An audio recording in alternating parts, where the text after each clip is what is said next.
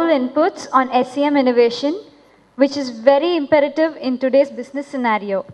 We now call upon Mr. M. Manikam, Conference Chairman, Dr. M. Manikam, Conference Chairman, to hand over the memento.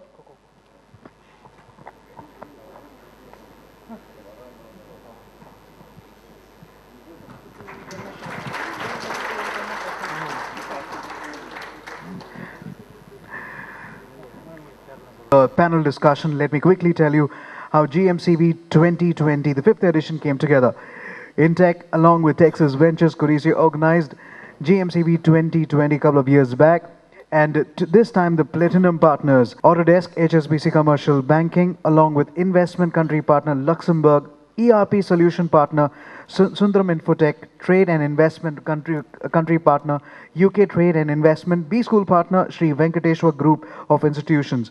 We also have the supporting association of Society of Automotive Engineers India, Federation of Indian Exports Organization, Indian Statistical Institute, Mohali Industry Association, Kerala State Small Industry Association, Kerala Chamber of Commerce and Industry, Federation of Karnataka Chamber and Commerce of Industry, Cherupalli Industry Association Andhra Pradesh, Cochin Chamber of Commerce and Industry, the Coimbatore Productivity Council, Coimbatore Management Association, Thai Coimbatore Chapter, the Press Club of Tamil Nadu, Coimbatore Industrial Infrastructure Association, PSG STEP, and Women Business Enterprise Development Association.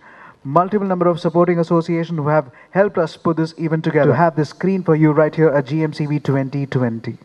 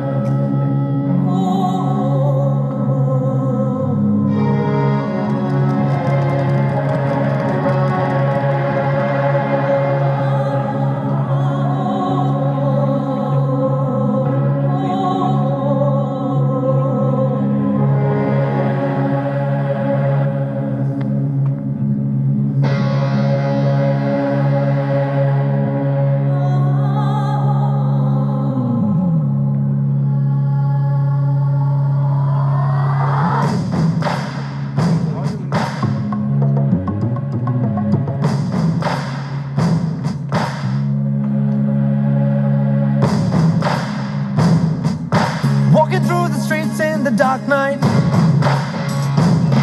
wandering mind says it's alright. When I see my life is without clue, my India, you give me it all new. Oh, yeah, yeah, yeah, yeah, yeah, yeah, yeah, yeah, yeah, yeah, yo. Yeah, yeah, yeah, yeah, yeah, yeah, yeah, yeah, yeah, yeah, yo. Yeah, yeah, yeah, yeah, yeah, yeah, yo. Walking through the streets in the dark night, wandering mind says it's alright. If I am forced to give up, I simply close my eyes and you guide me to climb up close to my heart. It's my country, rose from the dark. It's my country, head held high. I thank my country. Close to our heart, it's our country. Rose from the dark, it's our country. Head held high, we thank our country. Belonging to such a great nation, how in the world could I lose my passion? Targeting on my aspiration, I'm going to win it up. In every Indian is a burning fire. It takes us to the sky really higher. The difference in us, we never tire. Indian pride just fills it up. Together we can relish the joy of living in this colorful nation. Together we can make the mountains to dance in our celebration.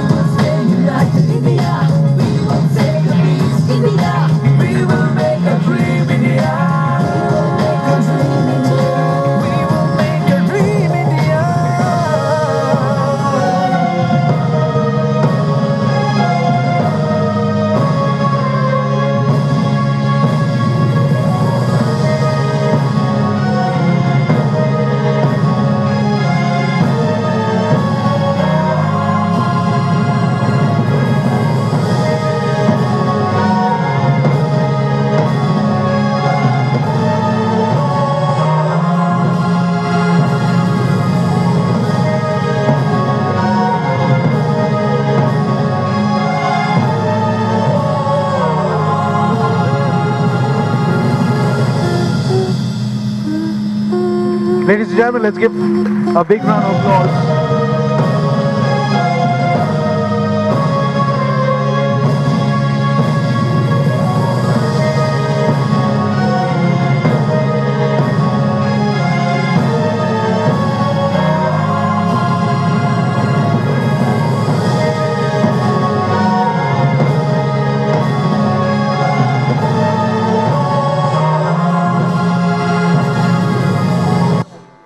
Ladies and gentlemen, let's give a big round of applause for this wonderful video. Service Clubs Asia Pacific region. Ladies and gentlemen, let's give a big round of applause to Mr. K. Elango. We now invite other eminent manufacturing industry panelists who are going to deliberate this discussion. Mr. Walter D'Souza, Managing and that will continue. Further down, we would like to welcome the other panelist. Mr. Walter D'Souza, Managing Partner, Fernandez Brothers. He's also the Chairman, Southern Region of Federation of Indian Export Organization. He's a Chairman of Canara Chamber of Commerce and Industry, past Chairman, Cashew Export Promotion Council of India, past National Conveyor, Agro Exports and Agri.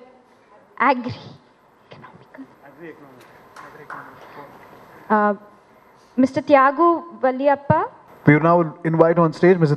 Thiago Valliyappa, Director Sri Valliyappa Textiles, Sona Valliyappa Textiles Private Limited, also of Valliyappa Software Tech Park Private Limited, We Technologies Private Limited, Vice Chairman, Sona College of Technology, along also the Chairman of Committee of Young Enterprise of Southern India Mills Association and Employees Federation of South India Karnataka, also the President of Employees Federation of Southern India, Managing Committee Member, Bangalore Chamber of International Indian and Commerce BCIC, Confederation of Indian Textile Industry, the Association Chambers of Commerce and of India, that is the ASSOCHAM. Ladies and gentlemen, let's give a big round of applause to Mr. Thiago, please. Nice to have you with us, sir. Mr. Prabhu Bala, Director, Precision Equipment, very much experienced in the engineering sector, SIPCOT, Irangatu Kote Manufacturer Association, President, Executive Committee Member of the TAN's-TIA, Active Member, CII, Young Indian Forum, Chennai Chapter, published many research papers in the acclaimed American Society of Mechanical Engineers Journal. A true engineer at heart. Warm welcome to Mr. Prabhu Bala. Ladies and gentlemen, let's give him a big round of applause. Now we would like to invite on stage Rotarian K.R. Pandian, who is the CEO of Sharp Tools Group, Director S-World Corporation Russia, Director Sharp Kia Electronics Iran, Council Member of Sharp Industrial Training Institute, also the Chairman of Machine Tools Panel Engineering Export Promotion Council, Member of the American Welding Society, the Indian Institute of Welding and International Wire Machinery Association. Let's give him a big round of applause, ladies and gentlemen. Facilitating at this discussion between the diverse industry tycoon, gentlemen, if you can have your seats, requires quite an insight, and we also wanted somebody who will be able to moderate the panel without being too much diversified, without being too biased. At GMCV 2020, organizing committee found these traits in writer, and I must convey a very, very strong columnist with amount of experience that she carries. Ladies and gentlemen, Ms. Shobna Kumar, who is a writer and poet, specialist in conceptualizing research, compilation writing books, branding and marketing communication. She has authored and compiled Coimbatore, the Emerging Indian Cosmopolis, Seema, a journey through 75 years, Lakshmi, an inspiring legacy.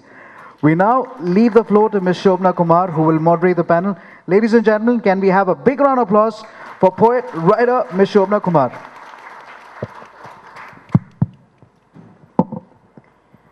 Good evening, ladies and gentlemen. I can't tell you how much of a big honor it is for me to be here as an extended part of this very eminent panel. What we're here to debate today is second generation entrepreneurship. Is it a boon or a bane? By looking at the panelists who have held very, very eminent positions, not just in industry, but in other organizational bodies as well. I think the judgment, even before we begin the panel discussion, is already clear. It's definitely a boon. Let's say second or third generation, when you have been in a business background, is that you get a running start. I mean, somebody's been carrying you and somebody's launching you, so you have a running start. That is the only benefit. I mean, the moment you're launched, You have an option to crash or you have an option to fly. So you have the platform, yes, that is an advantage, you start moving. But the moment you have been launched, you're on your own. So you need to fly or you need to crash. And that really depends on you and your passion and fantasies. Okay, so I think you have possibly avoided the takeoff. The basic thing that you avoided was just the takeoff, but everything else is with you. And you have asked me, would I have done something differently? I mean, this is something I can never say. I mean, you do what you, if I were to turn the clock back, I'm sure I wouldn't have the same experience that I have today with that time, you know. So I don't think I would have done much differently. It would have been almost the same or something similar. Thank you. If could take that to Mr. Pandian, sir. He's a second generation entrepreneur. How has it been for you, the start? Definitely, it was I considered it as a boon because a lot of things were in place when you start as a second generation entrepreneur. A business model, a lot of systems, culture in the company, and a lot of things were in. For example, when we decided to go in for a ISO 9001 system certification, from the day we started, we could get the certificate in 4 months, and from a prestigious body like TUV. It's because the systems were already set in place by the first generation entrepreneur, my father. So that type of advantage is definitely there. So it was a good thing to start. And what I would have done if it had not been there, yes, I have. Sometimes I feel I am fortunate, sometimes I feel I would have been better also. Thank you very much, sir, for that. Reminds me of a story of the patriarch of the Godrej Empire as we know it today.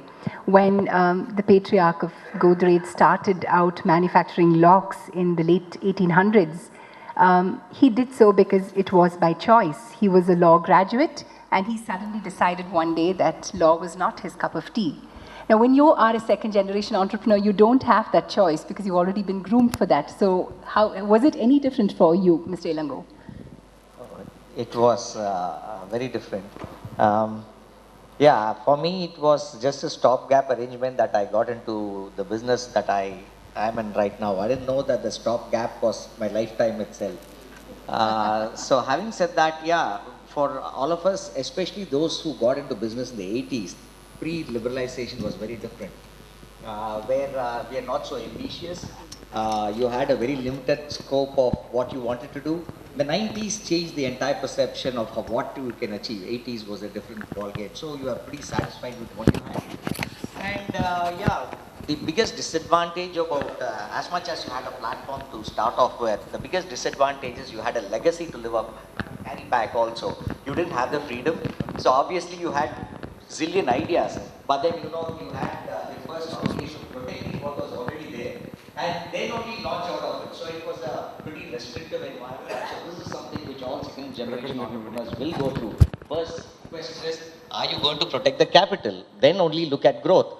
So this kind of a challenge is always going to be there for any second generation or third generation or next generation entrepreneur. So the scope for getting out of it was very difficult. But if you look at a second generation entrepreneur, if I were a second generation entrepreneur probably in the 90s or now in the 2000 era, then it's very different where the opportunities are much higher, the ambition levels are much more, and you have the liberty of preserving what you have, and diversification options are very high. So I think it's also depends on the era. But if you want me to, if you ask me whether I would have done anything differently, obviously, we have learned so much, and all the mistakes you made, obviously, you're much more wiser today. But then I would have preferred to be much more wiser when I started off and could have grown much faster. So if we could hear it from the gentleman who joined the business in the 90s, Mr. Prabhu. Yeah, indeed, it was a very difficult question. What I would have been doing if not, I would have joined the business. தமிழில் சொல்லுவாங்க கண்டதும் காதல் அப்படிங்கிற மாதிரி love at first sight. So the day when my dad took me to the factory when I was in school, I started loving the business. So that's how. So I didn't have a reason to think of an option. So that was my inspiration. All right. My father was a maths teacher. He did try to get me to love maths at first sight. It never worked. So, Mr. Tyagu Valliyappa, you were a classic example of person who got into the legacy in the 90s and then have diversified into several other things. So how has this journey been for you? I would actually, good evening everybody. I'd actually like to say the pluses and minuses. I think in life you have a lot of pluses and everywhere and a lot of minuses everywhere. So how you look at it. So basically when I joined business, it actually started off very, very early. Started off probably during my school days, I think just as another panelist said. We were not told to join. It was a kind of a, it's like learning Tamil or learning English. It's bred in you because I'm not second generation, I'm fourth generation. So basically, the type of businesses which were there was always very passionate for us. So we look at it like a child. So once you're in a business, you don't give up that business. Try and make the best out of it. Try and handle each situation as it is. So it's been a challenge in the sense there's a lot of pressures because of course when I talked to my father, he said I would have done it in a different way, or he would have addressed it in a different way, or he would have not done it. So those are threats as well, because you don't have a free flow mood, a free flow decision making thing till you reach a certain situation. But once someone also pointed out in the 90s, it could probably be a lot different, because in the 90s you have a lot of professionalism in today. Today than the 90s. So you probably look at, even if you don't want to be in the business, you could probably run the business even with a very professional outlook. Right. We also have Mr. Walter D'Souza, who is a first-generation entrepreneur. So you definitely will have a very different take from all the other panelists. So could you tell us how you began this journey? I probably have more experience than the second-generation entrepreneurs, because I was involved in counseling some of the youngsters who had problem with their parents, and the parents who had to weather the storm that the second generation was creating. So first thing what I realized was that I lacked this opportunity of stepping into the shoes of my predecessors, because a lot of experience I would have gained if I was lucky enough to do that, because these boys were not listening to their parents at all. One thing I learned was that the rule of nature, by the time you realize that your father was right, you have a son who says that you are wrong. If one has to go by the statistics in India, 85% of the businesses are family businesses, which necessarily means that there is a second, third, or fourth and fifth generation running it and continuing the legacy, not only the legacy, the empire forward.